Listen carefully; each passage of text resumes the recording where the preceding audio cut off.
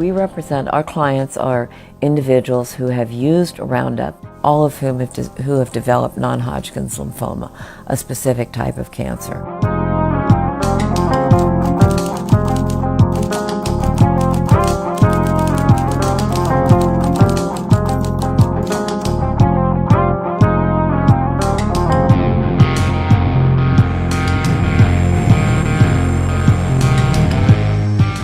Thousands of documents. We also, of course, have the documents that have come out through the litigation now.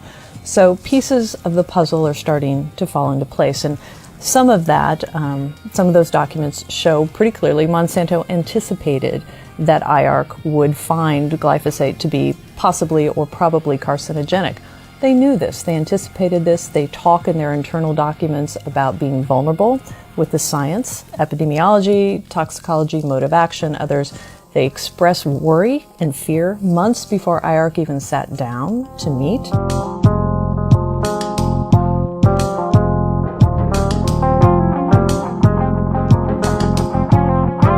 I can say definitely Monsanto, has a much more aggressive style in terms of pressuring journalists. And they also, of course, we've seen try to pressure scientists.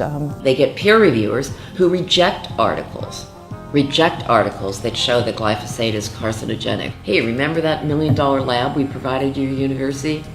Payback time.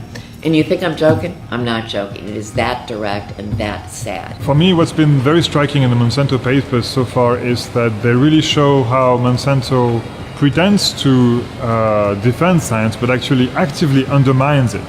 How Monsanto abuses the moral authority of science for its own commercial gain. We've seen that major parts, very important parts of the EU assessment of glyphosate have been copy-pasted straight from Monsanto. Now, we cannot call this an independent assessment any longer. I think that regulators and members of the public, members of the press, need to pay more attention to the truth, to the actual, authentic, independent science, because the evidence shows us very clearly that the science that regulators have been relying on is not true, it's not authentic, it's manipulated.